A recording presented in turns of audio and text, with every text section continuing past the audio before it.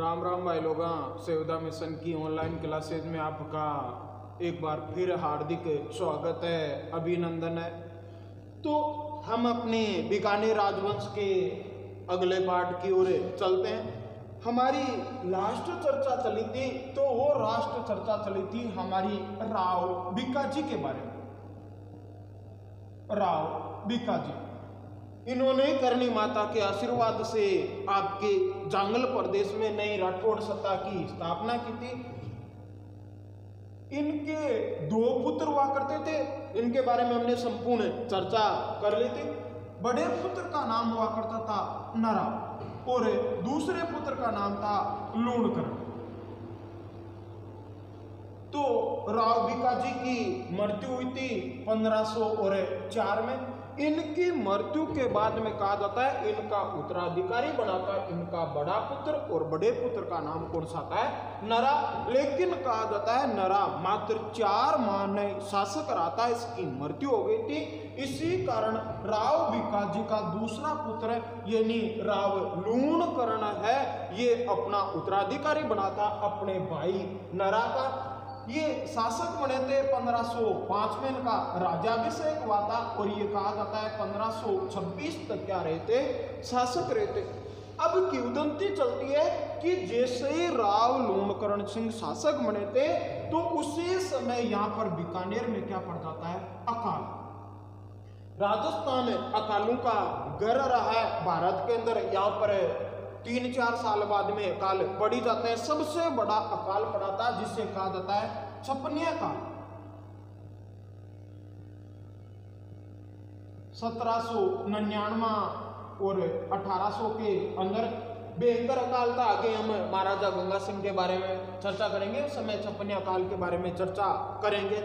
अभी इस समय कहा जाता है अकाल पड़ा था, तो राव लूणकरण सिंह ने अकाल रात कार्यक्रम के लिए अपना संपूर्ण खजाना जनता के लिए खोल दिया था। इसी कारण इतना दान दिया कि कहा जाता है राव जयसिंह के समय उनका दरबारी विद्वान आया था, और उस दरबारी विद्वान का नाम आता है बिट्टू सूजा। याद रखना, ये बिट्टू सूजा है, ये किनका दरबारी विद्वान है? तो ये है राव जेठ सिंह। राव जेठ सिंह, इन्होंने एक ग्रंथ लिखा था और उस ग्रंथ का नाम आता है राव जेठ सिरा छंद। राव जेठ सिरा छंद। अब पूछ ले गुरु जी कि राव जेठ सिंह का छंद में कुल कितना छंद है? तो कुल छंद है 401। इसी ग्रंथ के अंदर इसी बिट्टू सूजा ने राव लूणकरण को कलयुग का क्या कह दिया? करण कह दिया। तो कभी क्वेश्चन आ दे कलयुग का करण किसे कहा जाता है? तो कलयुग का करण कहा जाता है राव लूणकरण सर को। लेकिन यहां पर आपका क्वेश्चन गलत भी हो सकता है।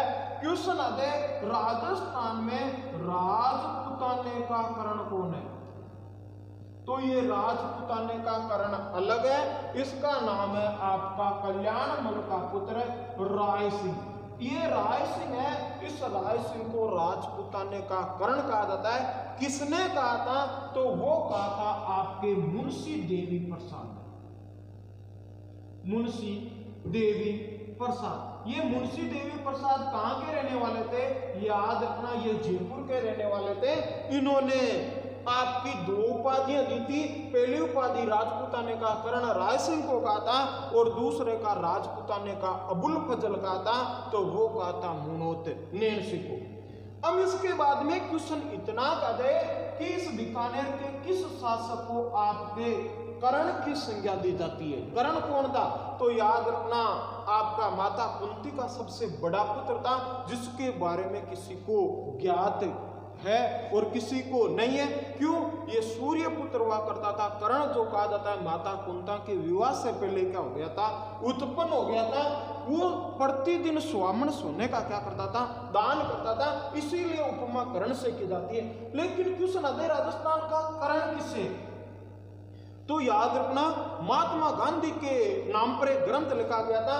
महात्मा गांधी को कहते हैं कौन सा? करमचंद। ये नहीं, करमचंद वंशो उत्कीर्ण महाकाव्य।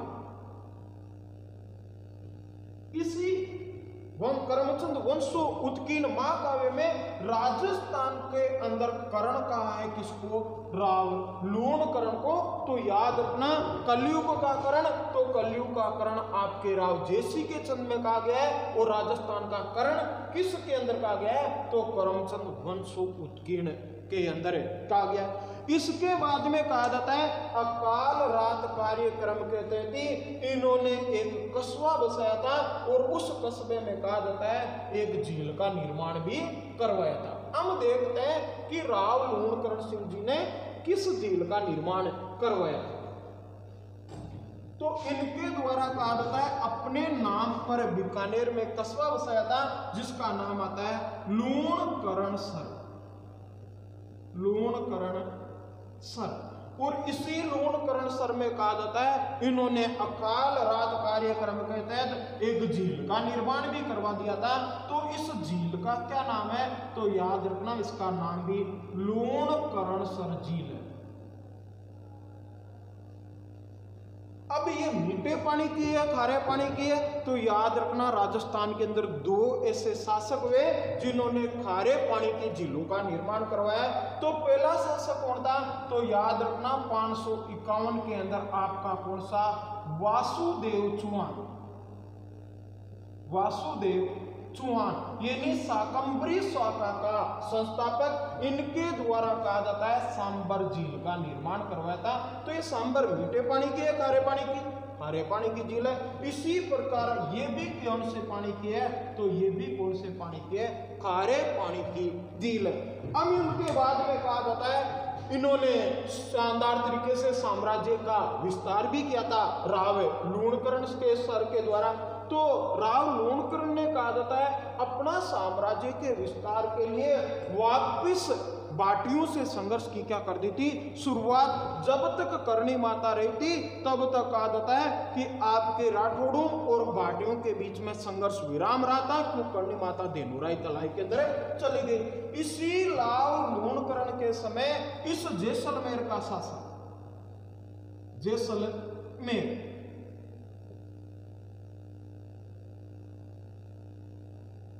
जैसलमेर, जैसलमेर का शासक था राव जेत सिंह बाटी। और इसने क्या किया? राव लूणकरण सर ने 1509 को इसी राव जेत सिंह भाटी पर क्या कर दिया था? आक्रमण कर दिया। और आक्रमण करने के बाद में कहा जाता है लोदरवा पर क्या कर लिया था? अधिकार कर लिया था। ये लोदरवा क्यों प्रसिद्ध है? तो याद रखना कभी भाटियों की राजधानी हुआ करती थी, तो ये लोदरवा हुआ करती थी। और लोदरवा कहां पर पड़ती है? तो याद रखना जैसलमेर में। तो राव लूणकरण सर ने जैसलमेर से कौन सा क्षेत्र जीता था? लोदरवा का क्षेत्र जीता था। इसके बाद में कहा जाता है 1513 पर नागौर पर आक्रमण करके नागौर के कुछ क्षेत्र पर क्या कर लिया था? अधिकार कर लिया था। यानी अपने साम्राज्य का क्या किया? विस्तार। साम्राज्य विस्तार के बाद में कहा जाता है इनकी एक पुत्री हुआ करती थी, और पुत्री क्या हो जाती है? बड़ी। तो इन्होंने सोचा यार इस पुत्री का विवाह किसके साथ में करें? जैसलमेर वालों के साथ में तो हमारी दुश्मनी चल रही है, मेवाड़ वाले चाहे दोस्ती करे या न करे। तो इसने दिमाग लगाया यार आमेर वालों से क्या कर लेते हैं? दोस्ती। तो आपका राव लूणकरण 1505 से 26, इनकी पुत्री का नाम आता है कौन सी बाई? बालाबाई। इस बालाबाई का विवाह इन्होंने कहा जाता है आमेर के शासक के साथ में किया था। और ये आमेर का शासक कौन था? तो याद रखना पृथ्वीराज। अब आपको कुछ याद आया पृथ्वीराज के बारे में? हाँ गुरुजी, नानी याद आई है, बाटियों का ना नारायण होगा। रुक, ये वही पृथ्वीराज है जिसने खानवा युद्ध में सहयोग दिया था राणा सांगा का। खानवा का युद्ध लड़ा गया था 17 मार्च 1527 के अंदर। इस समय पृथ्वीराज राणा सांगा का सहयोग करने जाता है और इसी युद्ध में वीरगति को क्या हुआ था? प्राप्त हुआ था। तो याद रखना बालाबाई का विवाह किसके साथ में हुआ था? पृथ्वीराज कछावा के साथ में हुआ था। यहाँ पर आने के बाद में कहा जाता है ये बालाबाई है, ये बालाबाई जाती है एक गुरु के पास में, और गुरु का नाम आता है आपका कौन सा, कृष्णदास जी पियारी।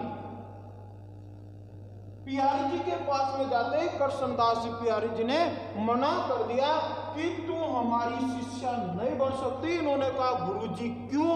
तो इन्होंने कहा कि भाई साहब हमारे यहाँ पर शिष्य बनने के बाद में अन्न का भाई साहब त्याग करना होता है। तो इसने कहा भाई साहब मैं आपकी शिष्या बनूंगी चाहे मुझे अन्न का त्याग भी करना पड़े। तो याद रखना राजस्थान में पियारी शाखा के लोग केवल और केवल दूध का सेवन ही करते हैं, कभी अन्न का सेवन नहीं करते।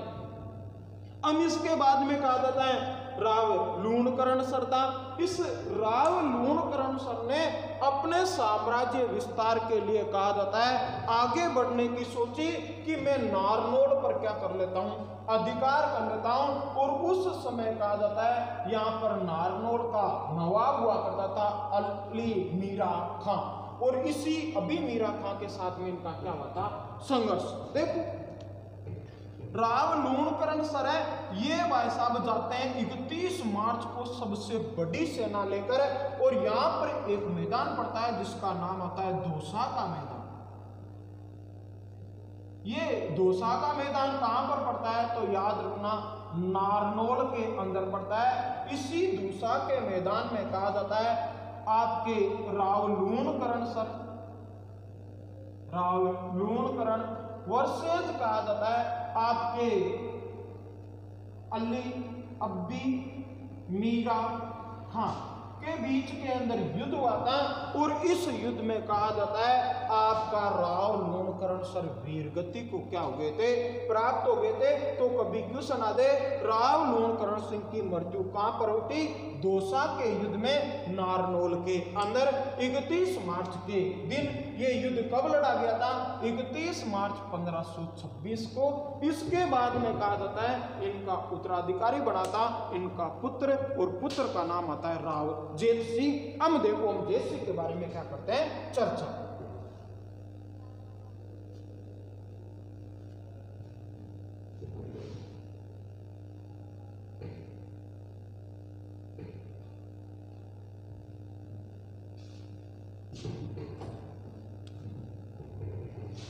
राव जेत सिंह 1526 में शासक बने थे।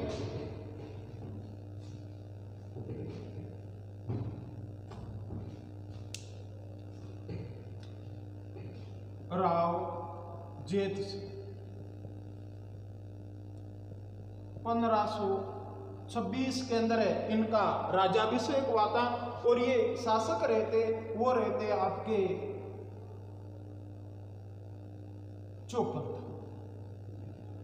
अब देखो राव 42 तक राव जेत सिंह के बारे में हमारी चर्चा। तो ये राव जेत सिंह है, इस राव जेत सिंह का दरबारी विद्वान, दरबारी विद्वान वही कौन सा, बिट्टू सूजा। और इसी बिट्टू सूजा ने ग्रंथ लिखा था जिसका नाम आता है राव जेत सिंह राम छंद। कुल छंद 401। यानी जो हम जानकारी पढ़ते हैं वो पूरे की पूरी जानकारी हमको कहां से प्राप्त होती? तो बिट्टू सूजा द्वारा रचित राव जेत सिंह को छंद में। ये राणा सांगा के समकालीन हुआ करते थे। इसी के समय कहा जाता है आपका युद्ध हुआ था, और वो युद्ध कौन सा? खानवा का युद्ध। याद रखना बीकानेर के किस शासक ने राणा सांगा का खानवा युद्ध में सहयोग किया था? तो वो था कौन सा? राव जेत सिंह। कहीं राव जेत सिंह खुद गया था?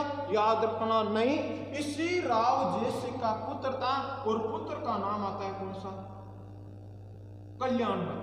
तो ये कल्याणमल कहा जाता है खानवा के युद्ध में बीकानेर का क्या किया था? प्रतिनिधित्व किया था यहाँ पर।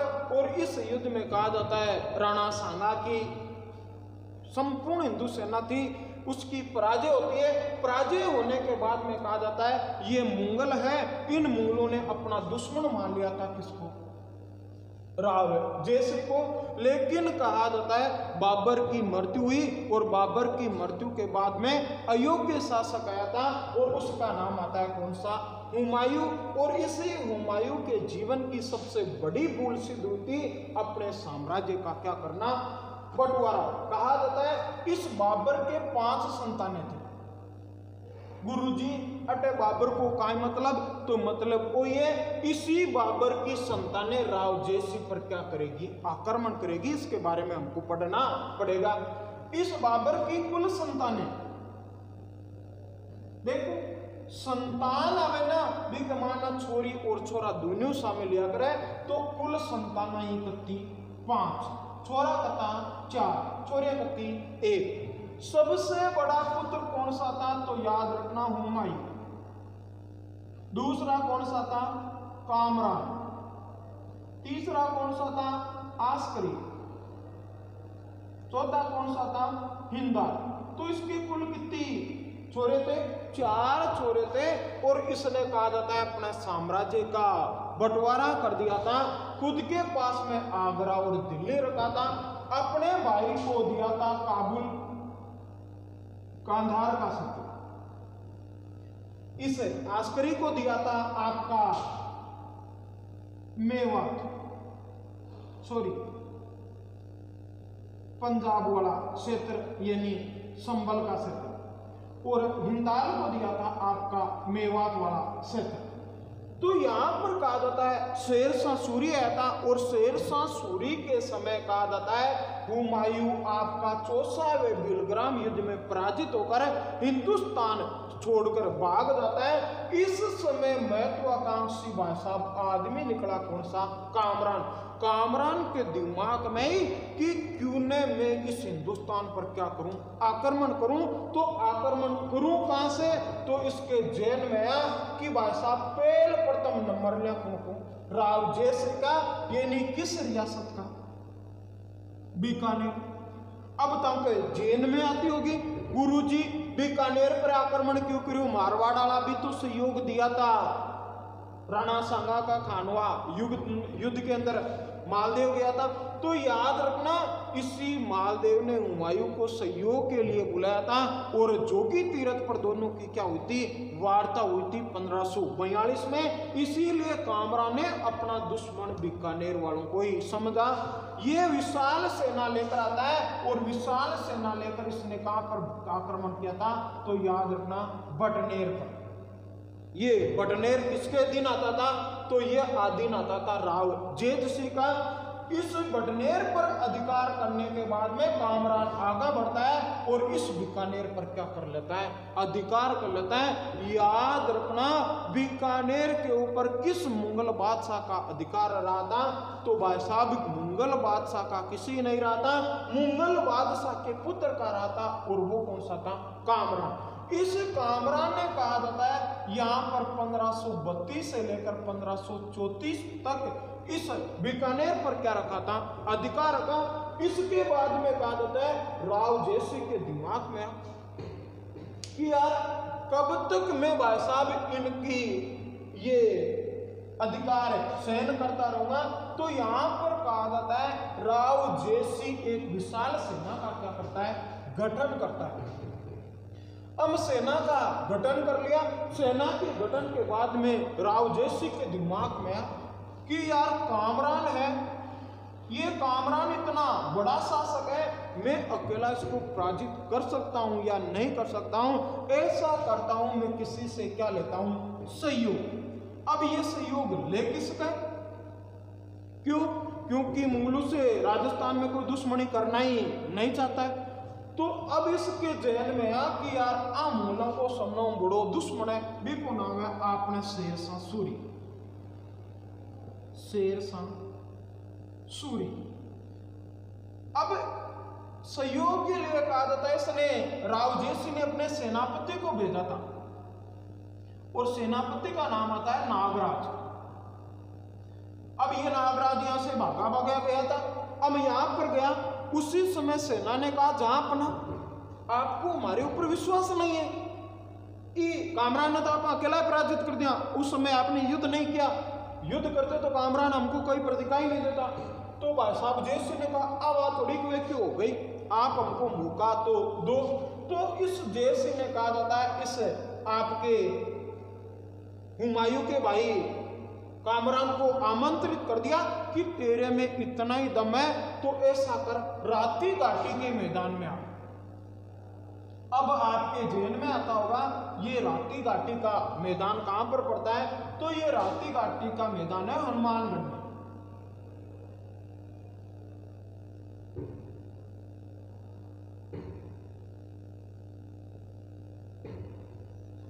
और यहां पर कहा जाता है 1534 का युद्ध लड़ा गया था, राती घाटी का युद्ध।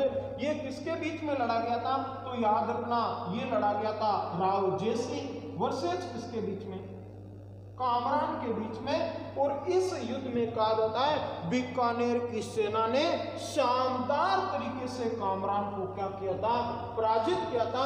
और पराजित करने के बाद में कहा जाता है वापिस बीकानेर और भाई साहब आपका बटनेर के ऊपर अधिकार हो गया था राव जेठ सिंह का। तो याद रखना कामरान को किस युद्ध में पराजित किया था, राती घाटी नामक स्थान पर। यहां पर शेरशाह सूरी सहयोग के लिए नहीं आया था, याद रखना सहयोग मांगा था किसे, सेनापति नागराज को भेजे कर। अब देखो कामरान को तो पराजित कर दिया, लेकिन इसने एक बात गलत की थी। वो बात क्या कि भाई साहब मैं भी हम मारवाड़ वाले शासकों की तरह नहीं है कि भाई साहब मंगलू को क्या दे, आश्रय प्रदान के। और ये बात भाई साहब पता चल जाती है किसको, राव मालदेव को। और राव मालदेव ने कहा रे भाई साहब मेरे सेनापतियों इधर आओ। तो राव मालदेव के सेनापति कौन थे, जेता और कुंपा। और इन्होंने कहा जाता है राव मालदेव ने बीकानेर पर क्या बोल दिया, दावा। देख बीकानेर का शासक राव जेठ सिंह, अब इस राव जेठ सिंह इसका अधिकार है आपका गंगानगर और हनुमानगढ़ वाला क्षेत्र वर्तमान वाला।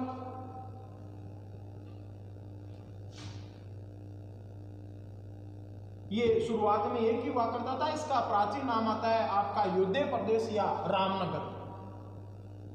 बीकानेर का प्राचीन नाम गंगानगर का प्राचीन नाम कौन सा है, तो याद रखना आपका रामनगर।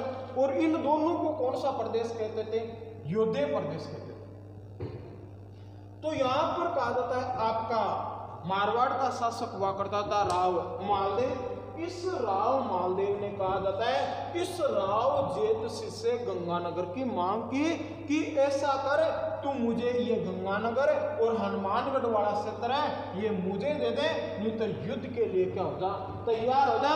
इसने कहा हमने कामरान को हरा दिया, तेरी तो ख्याति क्या है। और इस प्रकार कहा जाता है राव मालदेव ने बीकानेर पर क्या कर दिया था, आक्रमण। ये आपका मारवाड़ का हसमत वाला शासक है राव मालदेव। इस राव मालदेव को 52 युद्धों का विजेता कहा जाता है। इसके दो मान सेनापति थे, पहले का नाम था कौन सा, जेता, और दूसरे का नाम कौन सा था, कुंपा। अब इसने आक्रमण करना था और वो आक्रमण कहां पर, बीकानेर पर। बीकानेर का शासक राव जय सिंह। अब इन दोनों के बीच में कहा जाता है आपका युद्ध लड़ा गया था जिसका नाम आता है पोहोबा का युद्ध, पोहोबा या मोहोबा का युद्ध।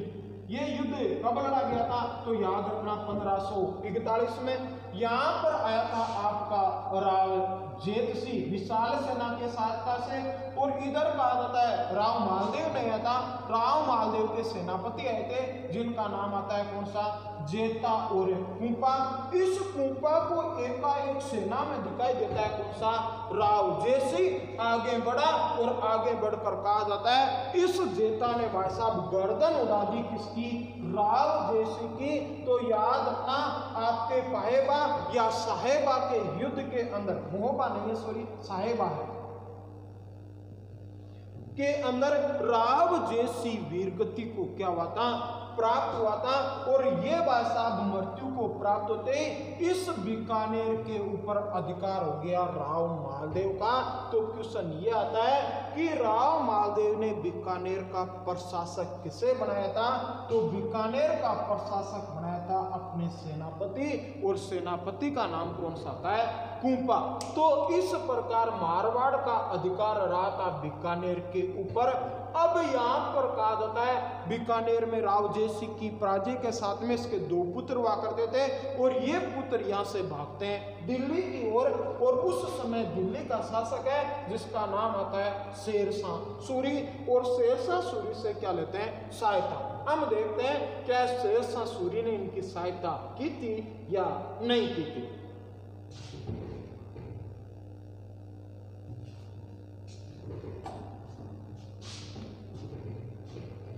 ये आपका राव जेतसी, ई राव जेतसी के 2 छोरा।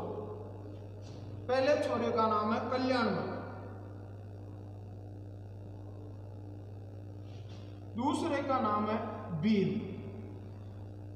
अब इनका साम्राज्य चला गया। साम्राज्य चलने का कारण यहाँ पर 1541 में राव मालदेव का अधिकार हो चुका है बीकानेर में। ए दोनों भाई को वीर लिया कि अब तो हम कहां पर चलते हैं? दिल्ली, और दिल्ली के बाद शेरशाह सूरी से क्या लेते हैं? सहायता। अब एक वीर और अटक हो गया Merta station, Merta railway station.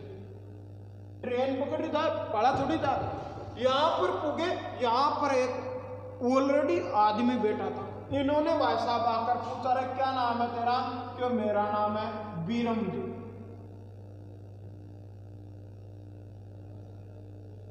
कौन सा राजपूत है? मेड़तिया राजपूत। यहां पर क्यों बेटा? क्यों? मेरा साम्राज्य चला गया। कि किन्होंने जीता रे तुम्हारा साम्राज्य? कि राव मालदेव। याद रखना, राव मालदेव के द्वारा बीरमदेव से भाई साहब कौन सा क्षेत्र जीता गया था? मेड़ता। ये भी निर्वासित, ये भी निर्वासित, और यह पुटान कौन मिला? करमबुटो। इस प्रकार भाई साहब ये तीनों मिलते हैं, और तीनों मिलकर यहाँ से ट्रेन पकड़ी और कहां पर पहुंचते हैं? दिल्ली। और दिल्ली का बादशाह कौन सा है? शेरशाह सूरी। अब शेरशाह सूरी कंजार भाई साहब गोडनर होया कि मामा तो राव मालदेव आ करी। क्यों करी? क्यों भाई साहब? तुम्हारे दुश्मन मुंगल है, उस प्रकार हमारे दुश्मन भी मुंगल है। हम कामरान को हमारे पिता ने मारने की कोशिश की थी। ये बुरा लग गया किसको? राव मालदेव का। आप हमारी क्या करो? सहायता करो। और इन दोनों के कहने पर कहा जाता है इस शेरशाह सूरी ने भाई साहब राव मालदेव के ऊपर क्या कर दिया था? आक्रमण कर दिया था। विशाल सेना लेकर आया था, और ये विशाल सेना लेकर आया था आपके पाली के अंदर। और पाली में कहां पर? तो याद रखना आपके गिरी सुमेल के मैदान में। हम देखो गिरी सुमेल का युद्ध, मारवाड़ पढ़ेंगे, उसमें पूरी डिटेल पढ़ेंगे। ये आपकी गिरी और ये आपका सुमेल। और ये पढ़ते कहां पर है? तो ये पढ़ते हैं आपका जेतारण, और जेतारण कहां पर है? पाली के अंदर। ये युद्ध कब हुआ था? तो याद रखना ये युद्ध हुआ था 5 जनवरी 1544 के अंदर। इस गिरी में सेना लेकर आया था कौन सा? राव मालदेव। और राव मालदेव के वो ही 2 मान सेनापति। पहले का नाम कौन सा? जेता। दूसरे का नाम कौन सा? कुंपा। यहां पर कहा जाता है विशाल सेना के साथ में सुमेल में खड़ा था कौन सा? शेरशाह सूरी। शेरशाह सूरी का सहयोग कर रहे हैं कल्याणमल। कल्याणमल के साथ में राव बीरमदेव मेड़तिया। इसके बाद में आपका भीम कल्याणमल का भाई। इन दोनों के बीच में युद्ध होना था। इस युद्ध से पहले शेरशाह सूरी ने छल विद्या का प्रयोग किया था, और इसी छल विद्या के तहत कहा जाता है इसने इस कल्याणमल के भाई भीम के हाथों 20-20 हजार रुपए भाई साहब इनके खेमे में डलवा दिए थे और एक जाली पत्र इस मालदेव के खेमे में डलवा दिया था। ये देखकर कहा जाता है राव मालदेव इनके खेमे की कहा जाता है छानबीन करवाता है और वहां पर 20-20 हजार रुपए प्राप्त हो जाते हैं। राव मालदेव कहा जाता है यहाँ से भागता है, बद्राजून की पहाड़ियों के ऊपर चला जाता है। इधर जेता और कुंपा अपने ऊपर लगे हुए कलंक को धोने के लिए इतना शानदार तरीके से युद्ध किया कि दोपहर के 2 बजे थे।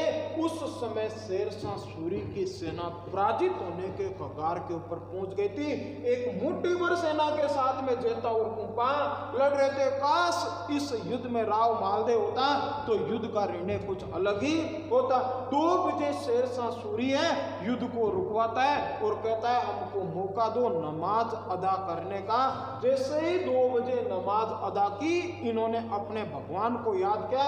उसी समय कहा जाता है शेरशाह सूरी का सेनापति हुआ करता था जलाल खान जलवानी।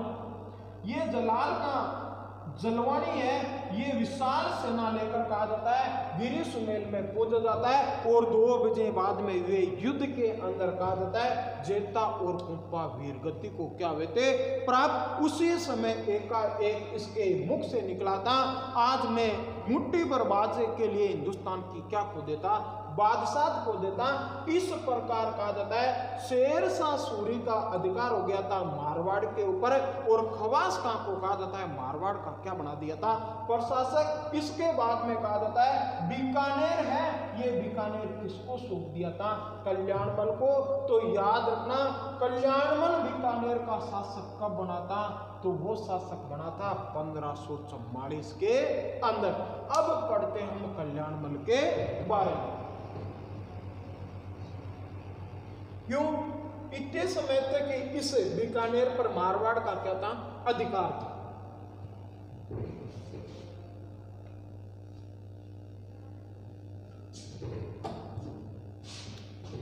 ये आपका बादशाह कौन सा कल्याणमल।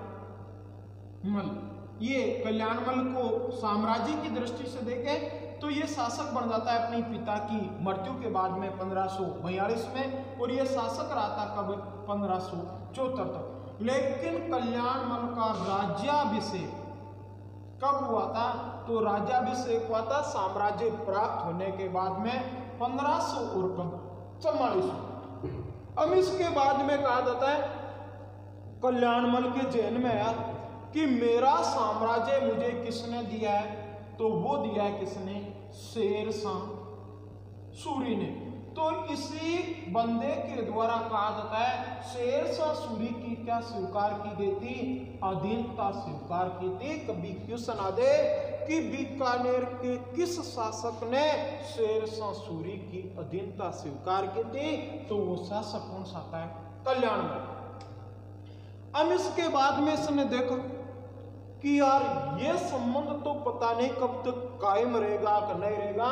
ऐसा करते हैं कि भाई साहब इससे दोस्ती थोड़ी लंबी कर लेते हैं। लेकिन कहा जाता है ये विधि को मंजूर नहीं था और 45 में कहा जाता है शेरशाह सूरी की क्या हो जाती है मृत्यु।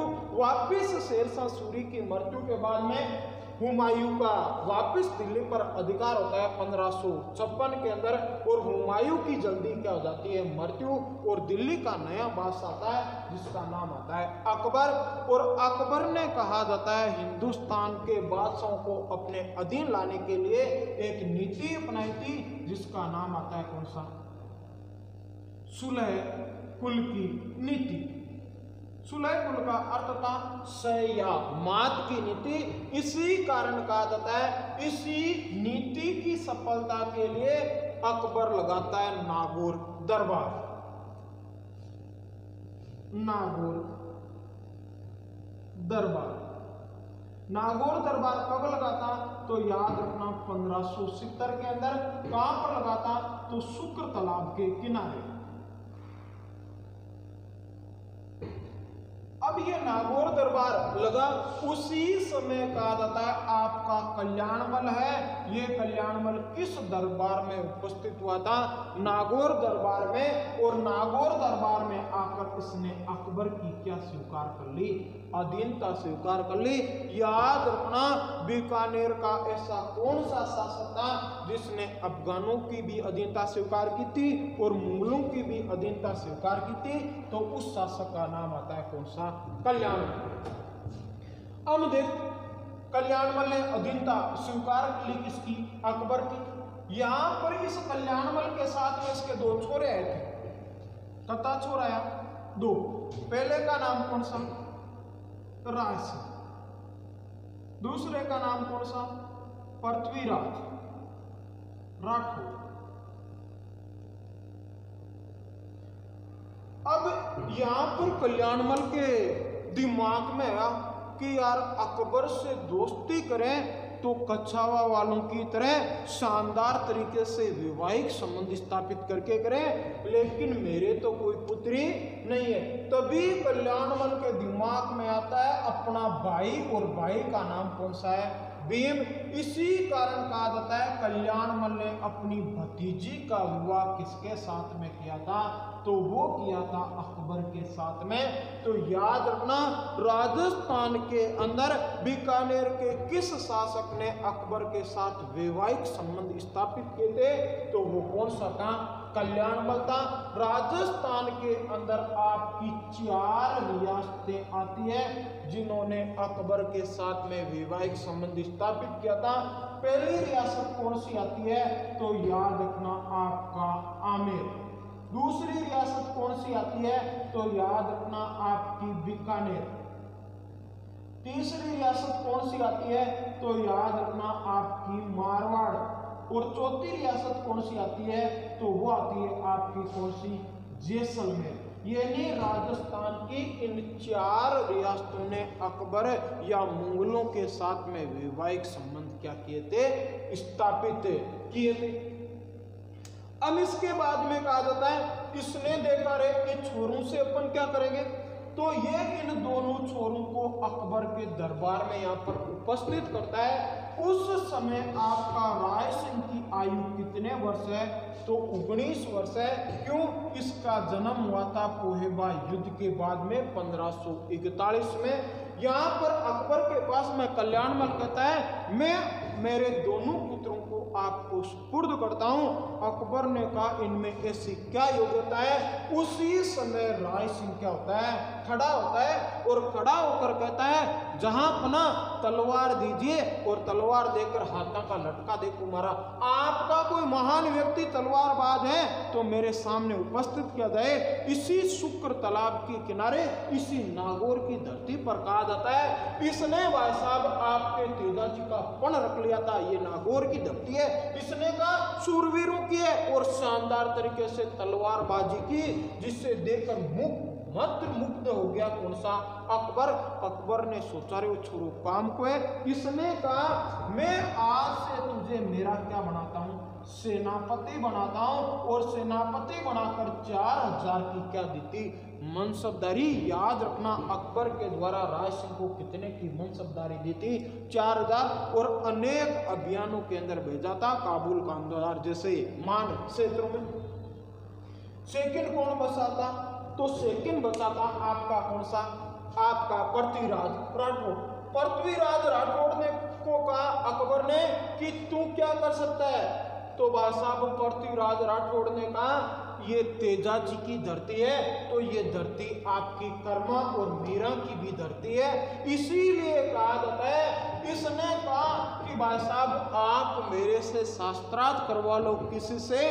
कहा जाता है ये महान कौन सा भक्त हुआ करता था? विष्णु भक्त हुआ करता था। इसने भाई साहब कहा जाता है जिस प्रकार मीराबाई, जिस प्रकार कर्माबाई, जिस प्रकार रानाबाई ने इस नागौर की धरती को शूरवीरों के साथ में भक्ति के अंदर तब्दील किया था, उसी प्रकार ये महान विष्णु भक्त हुआ करता था। इसी से बड़ा प्रभावित हुआ अकबर। अकबर ने सोचा रे यदि इसको मैं दरबार में लेकर चला गया तो ये भाषा मुझे सन्यासी बना देगा।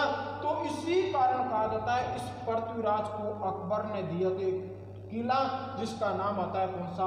गागरोन। याद रखना ये अकबर के दरबार के अंदर रहा करता था एक मान विद्वान के तौर पर, और ये भाई साहब हमेशा महाराणा प्रताप का पक्ष लिया करता था। अकबर और इस पृथ्वीराज राठौड़ के बीच में महाराणा प्रताप को लेकर हमेशा वाद और विवाद चलता था। ये पृथ्वीराज कहता था महाराणा प्रताप महान है, ये कभी भी आपकी अधीनता स्वीकार नहीं करता था करेगा, लेकिन अकबर ने भाई साहब इसको कहा कि मैं एक दिन भाई साहब प्रताप को अपने अधीन लेकर आऊंगा। इसके बाद में इसको कौन सी जागीरदारी प्रदान की थी, तो याद रखना गागरोन दुर्ग प्रदान करके झालावाड़ की जागीरदारी प्रदान की गई थी अकबर के द्वारा। इसके बाद में पृथ्वीराज इसी गागरोन दुर्ग में आता है। राजस्थान का बिना नींव का दुर्ग है, तो राजस्थान में बिना नींव का दुर्ग कौन सा है? गागरोन। इसका निर्माण किसने करवाया था, तो याद रखना बीजल देव द्वारा निर्मित है। ये राजस्थान में जल दुर्ग की श्रेणी में आता है। क्यों? क्योंकि ये दो नदियों के किनारे बना है। पहली नदी का नाम आता है कौन सी? आपकी काली सिंध, और दूसरी का नाम आता है आहू। आहू है काली सिंध नदी के किनारे। यहाँ पर एक तोता पाया जाता है, और उस तोते का नाम आता है कौन सा? हीरामन तोता, जो मनुष्य के समान हुबहू आवाज में क्या करता है? बात। इसी गागरोन दुर्ग में रहकर पृथ्वीराज राठौड़ है, ये एक ग्रंथ की रचना करता है, और उस ग्रंथ का नाम आता है बेली कृष्ण रुक्मणी।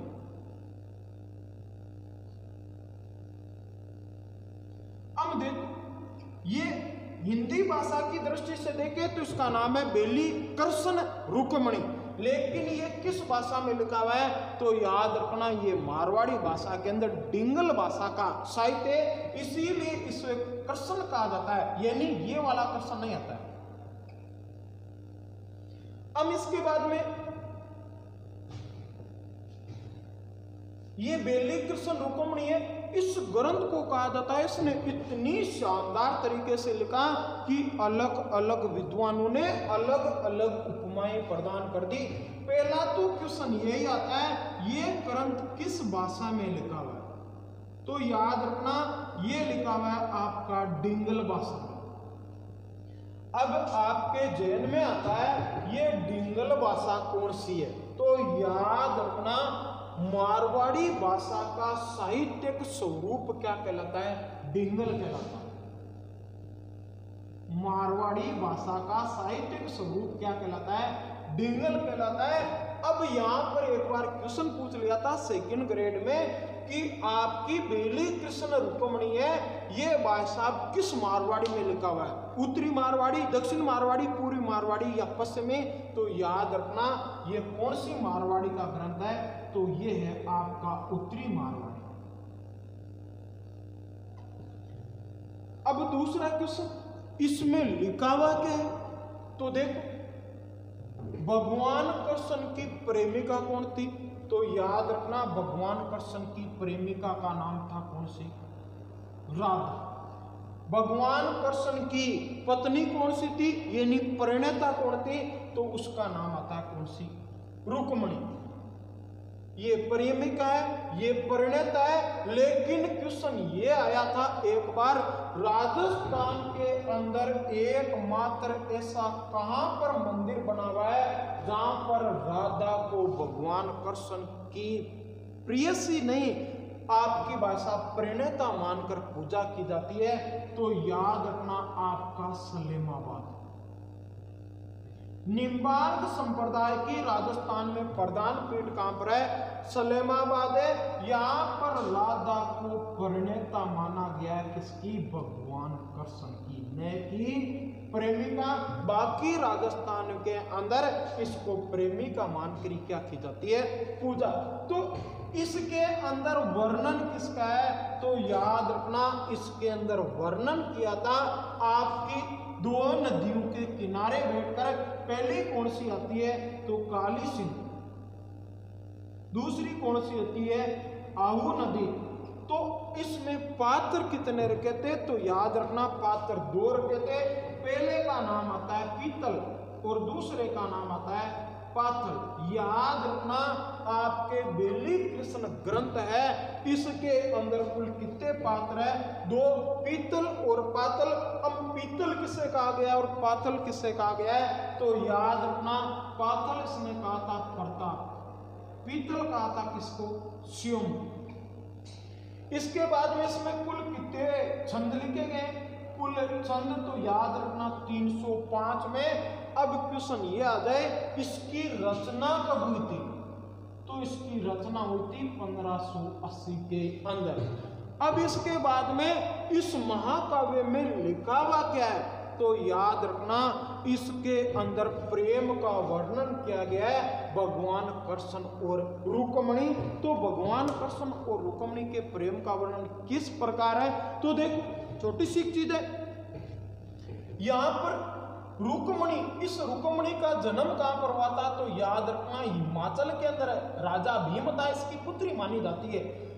अब इनका रुक्मिणी का विवाह हुआ था, उस समय नारद मुनि आए थे। तो नारद मुनि को कहा जाता है, रुक्मिणी के पिता ने पूछ लिया था कि रुक्मिणी का अच्छा वर कौन सा है? तो नारद मुनि है। तो नारद मुनि ने एक ही चीज कहा था कि भगवान कृष्ण से अच्छा वर इस धरती पर नहीं है, इस रुक्मिणी के लिए। लेकिन कहा जाता है आगे बढ़े तो यहाँ पर रुक्मिणी की माँ और इसका भाई रुक्मैया था, उन्होंने भी पूछ लिया कि नारद जी आप आगे, आप बताओ। तो भाई साहब यहाँ पर नारद जी ने भाई साहब अलग ही बता दिया, पिता को कृष्ण बताया। यहाँ पर भाई साहब इन्होंने कहा आप ऐसा करो, इसका विवाह कहां पर करो? चंदेरी के अंदर। चंदेरी का राजा कौन सा है? तो याद रखना, शिशुपाल। इसने कहा चंदेरी का राजा शिशुपाल है, उसके साथ में भाई साहब इसका विवाह कर देना। शिशुपाल है राजाओं, 100 राजाओं का राजा है। शिशुपाल चंदेरी को राजा दंतवत वर्षा भाई जरासंध जी के काको कही जे चारों दिश दुआई, यानी ये इतना महान शासक था। अब यहाँ पर भाई साहब एक घर में कितने मत हो गए? 2 मत हो गए। बापू जी के कृष्ण के करार भाई साहब माँ कहे नहीं भाई साहब हमारी छोरी ने शिशुपाल का देवा। अब भाई साहब घमासान माच को रुक्मिणी के भाई साहब कृष्ण आपके जोड़ कोई को नहीं। क्यों भाई साहब? इसकी तरीका तो देखो, कृष्ण को कुछ आता जाता भी नहीं है। वदन ये नहीं भाई साहब, गोरो को नहीं, कालो तने तन मन को अभिमानी, वृंदावन में भाष्य चरावे गैया चरावे भाई साहब, आचू चरायो कानू के भाई साहब, किसी कानू घेवड़े भाई साहब चरा तो फिर दूसरो हाइट में भी ठीक होनी। आपने तो भाई साहब शिशुपाल कोई ब्याह करनी है। इस प्रकार कहा जाता है। रात्रि के समय भाई साहब रुक्मैया और उसकी माता ने इस रुक्मिणी के विवाह का प्रस्ताव चंदेरी के राजा शिशुपाल के बाद में भेजा था। और रुक्मिणी भाई साहब जो मन ही मन प्रेम करती थी कृष्ण को, तो कहा जाता है इसने प्रस्ताव भगवान कृष्ण को भेजा था। और यहाँ पर भाई साहब 2 बरातें आई थी। शिशुपाल भी बरात लेकर आया था, भगवान कृष्ण भी बरात लेकर आया था। यहाँ पर रुक्मिणी और कृष्ण के विवाह का वर्णन आता है। और यहीं पर भगवान गणेश जी का विवाह था, वो कभी टाइम मिलेगा उस समय पढ़ाएंगे। यहाँ पर कहा जाता है भगवान कृष्ण ने हरण किया था रुक्मिणी का और गंधर्व विवाह किया था। इसके अंदर कहा जाता है शिशुपाल पराजित हुआ था। 100 किलोमीटर के दायरे में शिशुपाल की सेना क्या हुई थी? पराजित हुई थी। तो याद रखना गंधर्व विवाह हुआ था रुक्मिणी के साथ में, रुक्मिणी कृष्ण भगवान के साथ में। अब इसके बाद में ये प्रेम किससे करते थे? तो याद रखना प्रेम किससे करते थे? राधा से। अब देखो हुआ क्या? भगवान कृष्ण के कपड़ा कौन धोए? रुक्मिणी। खानो कौन गाले? रुक्मिणी। दूध चाय कौन बना पावे? रुक्मिणी। लेकिन भाई साहब कृष्ण भगवान नाव कौन को लेवे? राधा। अब एक दिन क्या हुआ? रीस के मायने भाई साहब रुक्मिणी तातो गलतू दूध पुनः पकड़ा दियो भगवान कृष्ण। और कृष्ण ने भाई साहब जैसे ही पिया तो भाई साहब कहा जाता है भगवान कृष्ण का जो शरीर था उसके ऊपर छाले हो गए। और उन्होंने भाई साहब याद किया राधा राधा। रुक्मिणी ने कहा भाई साहब दूध में पाऊं, कपड़े में दूं, भाई साहब और कहा मैं करूं, नाम राधा को क्या है ऐसी राधा? तो भगवान ने कृष्ण ने कहा यदि तू मेरा शरीर है तो मेरी आत्मा कौन है? राधा। आपने रुक्मिणी के भी दिमाग में आ गया कि भाई साहब देख कर तो आते हैं राधा कैसी है। तो कहा जाता है रुक्मिणी यहाँ से रवाना हुई, वृंदावन में गई थी। तो राजा के महल में प्रवेश किया और प्रवेश किया। यहाँ पर द्वार पर कहा जाता है एक दासी खड़ी थी, बड़ी सुंदर दासी। तो रुक्मिणी ने कभी राधा को देखा ही नहीं था। आपने रुक्मणी देखो आती फूट रही है ना, मैं जरा रोजी ना राधा राधा करे आइए और जार भाई साहब पगा पड़ी, क्यों राधा जी मुझे माफ कर दो।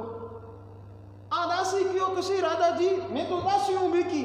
मनमा करियो भाई साहब लखन तो पहले पर तो माता ही खराब होगा, दासिया का पगा पड़ती फिर क्यों आगे जाओ।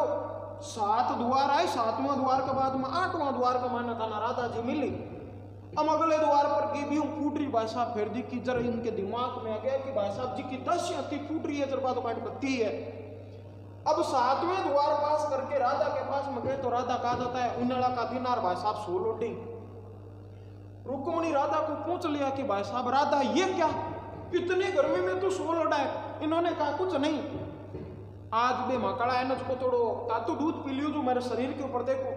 भाई साहब उपड़ गया, तो इसने देखा और देखते भाई साहब दिमाग में जहन के अंदर ये आ गया कि भाई साहब मैं शरीर हूं आत्मा, ये दूध बट्टे पीवेर फाला अट्टे उपड़े, इको मतलब भाई साहब आत्मा के मायने कौन है राधा। इन चीजों का वर्णन किस ग्रंथ में है तो याद रखना बेली कृष्ण ग्रंथ के अंदर इन संपूर्ण चीजों का क्या मिलता है, वर्णन मिलता है। अब इसके बाद में कहा जाता है राजस्थान में एक इतिहासकार हुआ था जिसका नाम आता है दुर्सन आडा।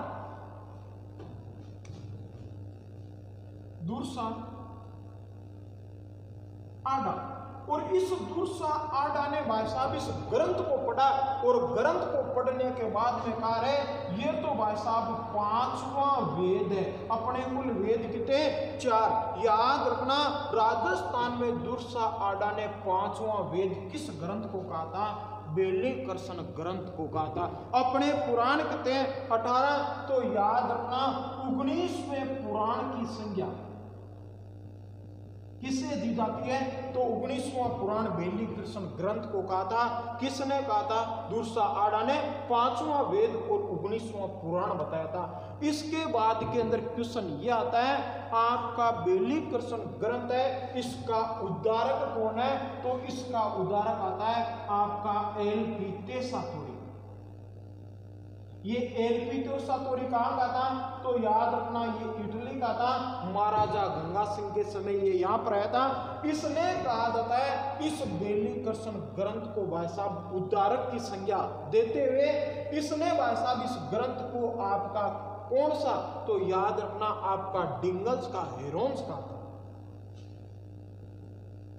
डिंगल का हेरोन। याद रखना डिंगल का हेरोन्स किसे कहा जाता है तो वो कहा जाता है पृथ्वीराज राठौड़ को। इसके बाद में कहा जाता है इसके 2 पात्र थे पीतल और पातल। इन पीतल और पातल एक ग्रंथ की रचना कर दी और ये किसने की थी तो याद रखना आपके चूरू के, और चूरू के हुआ करते थे आपकी कौन सी सेठिया। पीतल व पातल ग्रंथ की रचना तो वो लिखा था कन्हैयालाल सेठिया। ये कहां के रहने वाले थे तो याद रखना ये रहने वाले थे आपके चूरू निवासी। इन्होंने पीतल व पातल ग्रंथ की क्या की थी रचना। इसके बाद में कहा जाता है पृथ्वीराज ने और भी लिखा था तो याद रखना हाँ दूसरा ग्रंथ भी लिखा था जिसका नाम आता है गंगा लहरी। गंगा लहरी ग्रंथ की रचना किसने की थी तो वो की थी आपके पृथ्वीराज राठौड़ ने।